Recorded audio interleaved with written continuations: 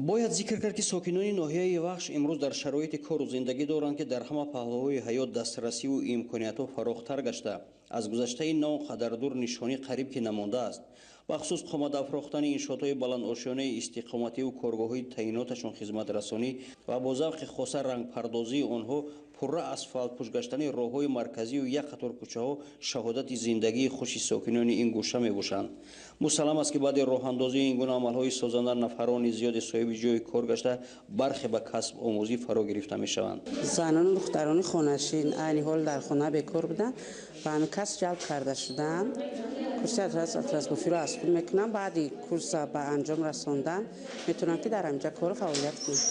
20 нафар саҳар ба курси атрасбофӣ машғул ҳастанд, баъд абед 20 нафар дигар ба курси дузандагӣ.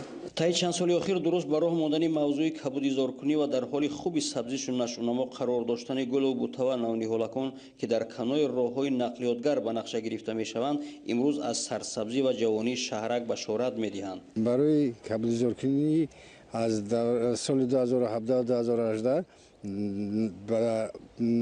ба бахши ҳифзи муҳити зисти ноҳияи вахш 33100 бех дарахт ниҳолшинонӣ нақша гузошта шуда буд ки бахши ҳифзи муҳит бо ҳамроҳии 7 ҷамоат 33500 ниҳол шинонданд ки 101% нақшаро иҷро кард. дар маркази шаҳраки вахш биноҳои навсохт аз ҳарсола дида бештар ба чашм мерасанд ва мазмун ҳамин аст ки сатҳи иқтисодиву иҷтимоӣ дар ҳоли болоравӣ буда дар як маврид маърифати экологӣ низ вобаста ба тозаву озода будани кӯчаву маҳаллаҳо назди биноҳои маъмуриву хизматрасонӣ аз ҷониби умум иҷро гашта ба насли навраз низ ин амал фаҳмонида мешавад. муҳаммадшарифи темур, манучари ҷумъахон, ноҳияи вахш, ҷаҳоннамо.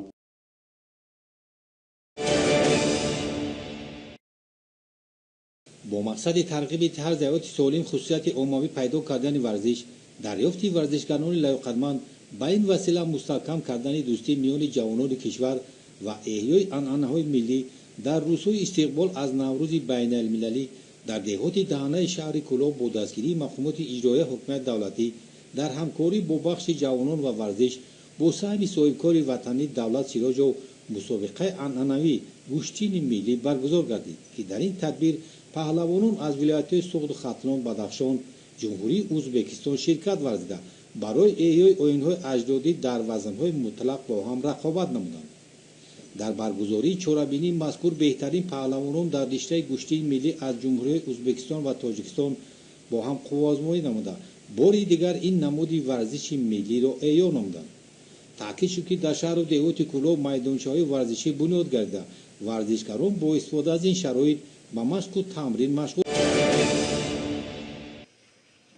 мутахассисони маркази таъминоти бехатарии озуқаворӣ дар ноҳияи Ашт дар асоси қонуни ҷумҳурии Тоҷикистон дар бораи байторӣ фаъолияти хешро роҳандозӣ намуда дар ҳамкорӣ бо духтурони маркази давлатии санитариву эпидемиологӣ дар бозорҳо ва дигар нуқтаҳои фурӯши озуқаворӣ бобати ҳимояи ҳуқуқи истеъмолкунандагон дар самти риояи талаботҳои беҳдоштӣ оид ба забҳи чорво, воридоту содирот, интиқол, фурӯши гӯшт ва маҳсулоти шириву гӯштӣ, тухми парранда, асал ва маҳсулоти растанигӣ назорат мебаранд. Марказ дорои озмоишгоҳҳои бактериологиву кимиёвӣ буда, дар он мунтазам намунаи маҳсулоти озуқаворӣ мавриди санҷиш қарор дода мешавад.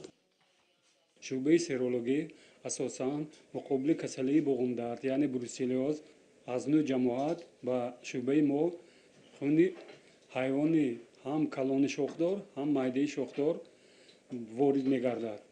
мо онро ташхисҳои серологӣ мегузаронем. аз оғози сол то ин дам мутахассисони марказ дар бозорҳои ноҳияи Ашт гӯшти 741 сар чорвои калони шохдор ва 544 сар чорвои майдаро аз ташхиси байторӣ гузаронида сертификати сифат доданд. кормандони 24 нафараи маркази таъминоти бехатарии озуқаворӣ дар шаҳри Кони Бодом низ давоми соли сипарӣ ва 3 моҳаи аввали соли равон нақшаҳои худро дар самти санҷиш ва ташхиси маризиҳои чорво, ҳайвоноту паррандаҳои хонагӣ ба пуррагӣ таъмин намуданд. соли гузашта мо зиёда аз 4500 сар чорвое ки барои истеҳсоли гӯшт пешбинӣ шуда буд аз назорати байторӣ гузаронида нисбати ҳамин пешгирии бемориҳои сироятӣ дар байни ҳама намуди чорво, ҳайвоноти хонагӣ ин гузарониҳои пешгирикунанда мекунем. соли гузашта мо наздик 40000 сар чорворо зидди бемориҳои сироятӣ эмгузаронӣ кардем. ҳозир дар ҷанбасти 3 моҳии аввал 19421 сар чораро зидди ҳам бемориҳо эмгузаронӣ кард. арзон шудани маҳсулоти озуқаворӣ дар як қатор бозорҳои шаҳру деҳоти вилояти суғ ба мушоҳида расида, соҳибкоронро водор месозад ки ҷиҳати фароҳам овардани шароитҳои хуби корӣ ва баландбардоштани маданияти савдо тадбирҳо андешанд. дар бозор кадем мани дута мани навеса кадем ман набуде навеса кадем мани тагоше стачка кадем ако мани сно вайрон када ам замонави мукунем гуфта программа киштем мисол картошка арзон шуд гӯштам кам фуромад ҳама чиз арзон аст.